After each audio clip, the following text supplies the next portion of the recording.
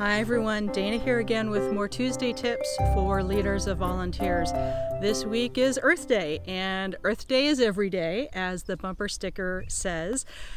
This week I'm digging a little bit beyond, going beyond the bumper sticker to talk about sustainability and environmental action with your agency and with your volunteer program, whether that is one of your primary tasks or your agency mission or not. There's always more that we can do to green our own life and lessen the carbon footprint.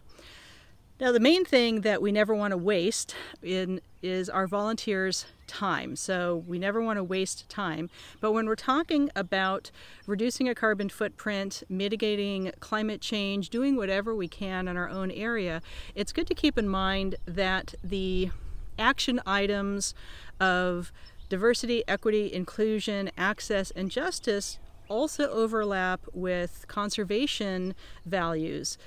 Do what you can, where you can, whenever you can to affect positive change. Do your best to do more helping than causing harm.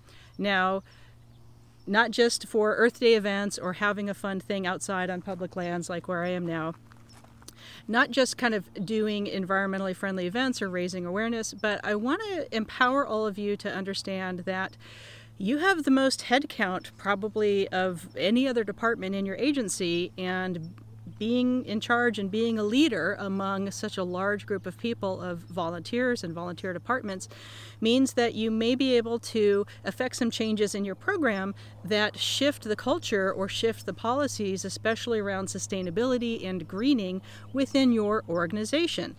Now, there's a big difference between what we can do individually and what we can change on a government level or a national level or a global corporate industrial level. And quite frankly, most of the harm that is happening to the environment is on those larger levels with larger organizations. But what we can do as individuals, not just do what you can, where you can, whenever you can, is you can impact change in your local area, not just your agency, by partnering with sister agencies in the community that are aligned with environmental values or doing that kind of work.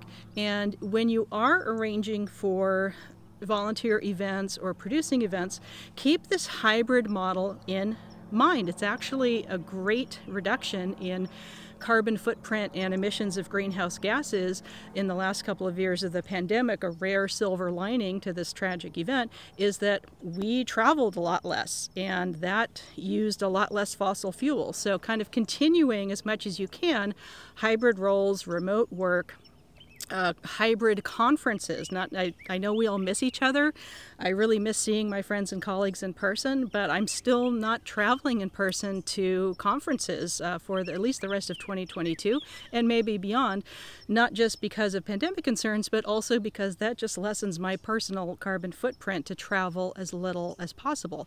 It's going to be necessary for certain roles or certain events, of course, to be in person, and in those cases, then we can rely on kind of these individual tips that we've gotten over the decades of having native plants instead of invasive plants or big green lawns that suck up a lot of water.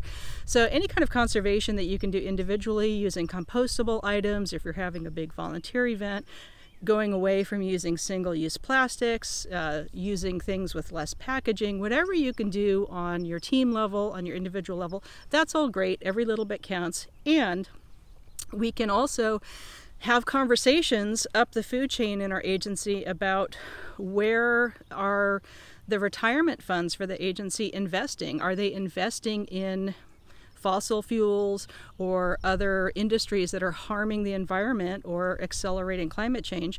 And can we, again, as a group, people power, can we start to have that conversation or maybe persuade or put a little pressure wherever it's possible on shifting some of those retirement or other investments that the agency might have to cleaner energy systems, to other more environmentally friendly or green investments, which quite frankly are going to be doing better in the next few years anyway. They're just going to be smart investments. So there are things that we can do to kind of push the larger picture and help shift that paradigm even on an individual or small team or small agency level.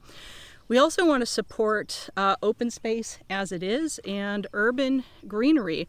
Sometimes on Earth Day, and I've worked with a lot of conservation agencies, that's been my main career path, has been conservation actually.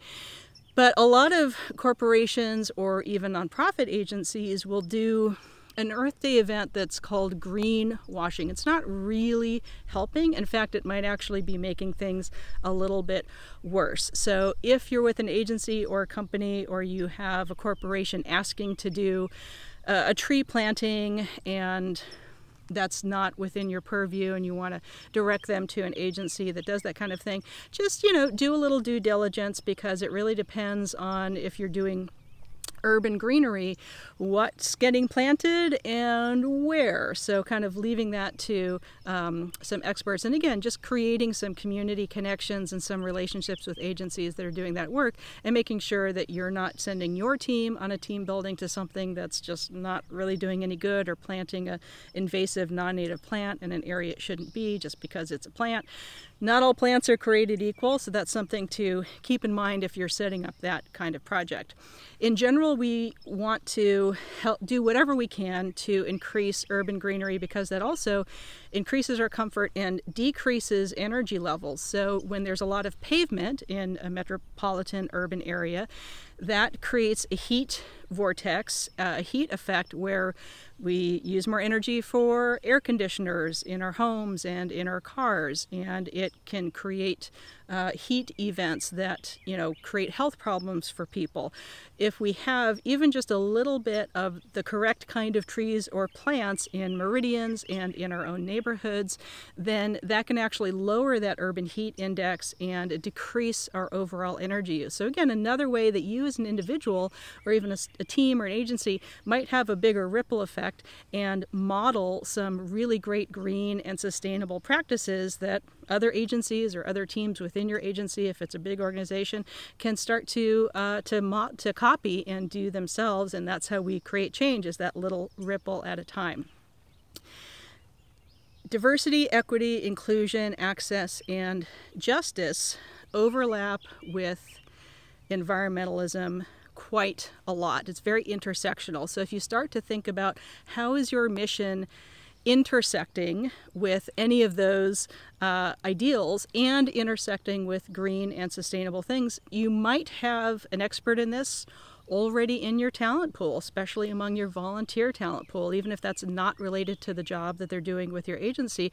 So check for the wisdom in the room and any expertise or anyone with an environmental studies degree, or if you know someone with that background, just to help maybe lead a greenery empowerment committee or team to help make changes to compostable or more sustainable practices within your agency.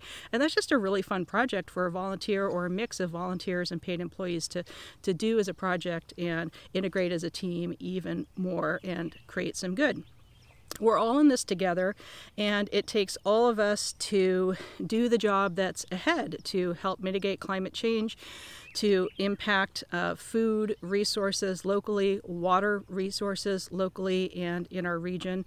And partnering up and cooperating and collaborating is really the model that is the most sustainable in all sectors, that gets us making positive progress forward together. So I hope that you've enjoyed a little bit of a deeper dive from my professional background into Earth Day and Tuesday tips this week. And let me know in the comments below what you've been doing to green up and create sustainability within your organizations. I'd love to hear your Earth Day stories as well. See you next time.